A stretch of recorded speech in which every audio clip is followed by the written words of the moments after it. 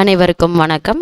ரிஷபராசிக்காரர்களுக்கு புண்ணியங்களை புரட்டி தரும் புரட்டாசி படையல் நிகழ்ந்து கொண்டிருக்கும் செப்டம்பர் மாதம் 18ஆம் தேதி முதல் அக்டோபர் மாதம் 17ஆம் தேதி வரை நிகழவுள்ள இந்த புரட்டாசி மாதத்தில் ஒவ்வொரு வார சனிக்கிழமையும் இந்த புரட்டாசி படையல் என்பது முக்கியமானது. புரட்டாசி சனிக்கிழமை வந்தாலே நாம் எல்லோர் மனதிற்கும் வருவது சனிக்கிழமைகளில் போடப்படும் படையல் தளியல் அல்லது தளிகைதான்.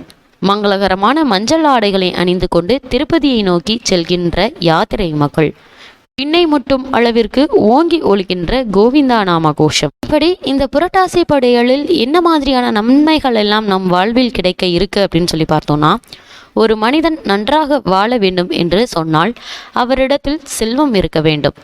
உலகில் ஒருவன் பணம் தேவை என்று சொல்கின்ற பொழுது ஒரு வார்த்தையை சொல்வது வழக்கம்.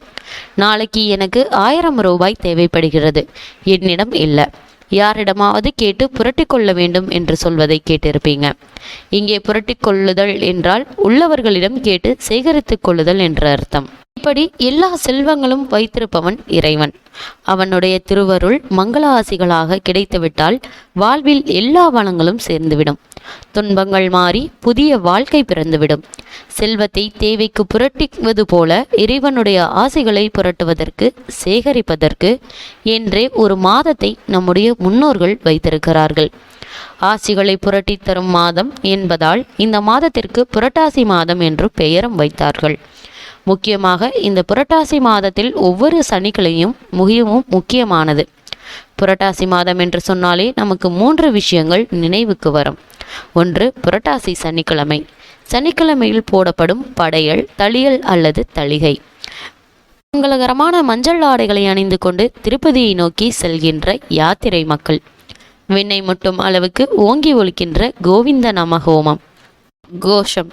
இந்த சமயத்தை சேர்ந்த பலருக்கு குலதெய்வமாகவோ இஷ்ட தெய்வமாகவோ வரம் தரும் தெய்வமாக விளங்குகின்ற பெருமாள் திருப்பதி பெருமாள். திருப்பதி பெருமாளுக்கு என்றே ஒதுக்கப்பட்ட மாதம் புரட்டாசி மாதம். புரட்டாசி மாதத்தில் திருவோண நட்சத்திரம்தான் அவருடைய அவதார திருநட்சத்திரம். இந்த புரட்டாசி மாதத்தை விரத மாதம் என்று சொல்லும் வழக்கமும் உண்டு. அசைவம் சாப்பிடுபவர்கள் கூட பெரும்பாலும் இந்த புரட்டாசி மாதத்தை விலக்கி விடுவார்கள்.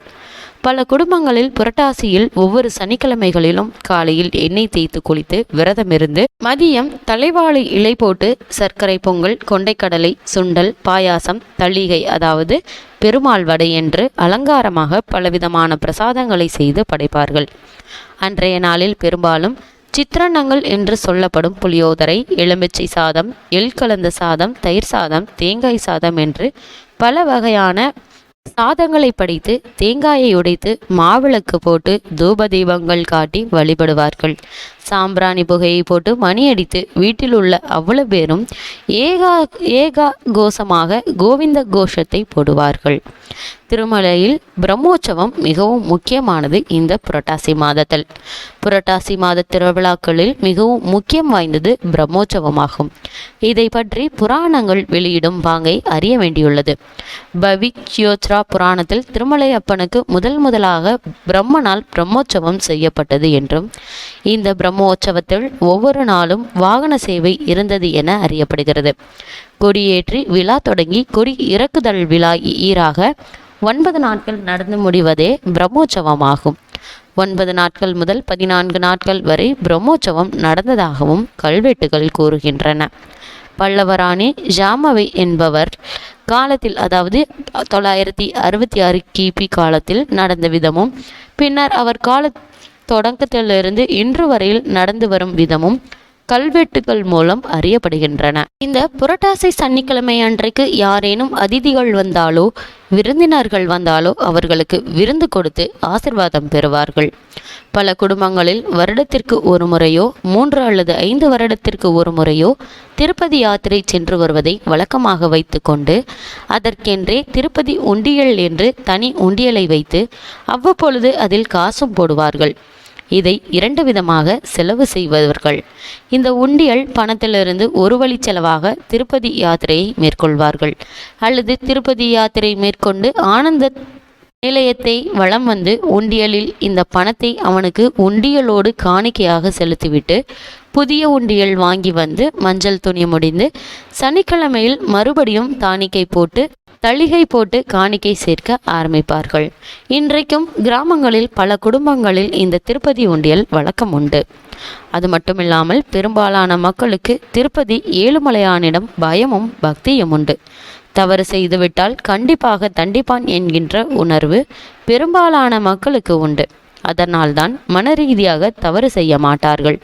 அப்படி தவறு செய்துவிட்டால் அவனிடத்திலே சென்று மன்னிப்பு கேட்டு நேர்த்தி கடன் செய்து உடனடியாக பிராயச்சித்தம் செய்து கொள்வார்கள். இதுவும் இன்றும் கிராமங்களில் குறிப்பாக தென் தமிழகத்தில் காணலாம். இதை கவியரசு கண்ணதாசன் அழகாக பாடலில் சொல்லியிருக்கிறார். ஊருக்கு மறைக்கும் உண்மைக்கு இல்லோம் வேங்கடன் அறியமடா, நீ உண்மையை சொல்லி நன்மையை கேட்டால் உன் கடன் தீருமடா என்று.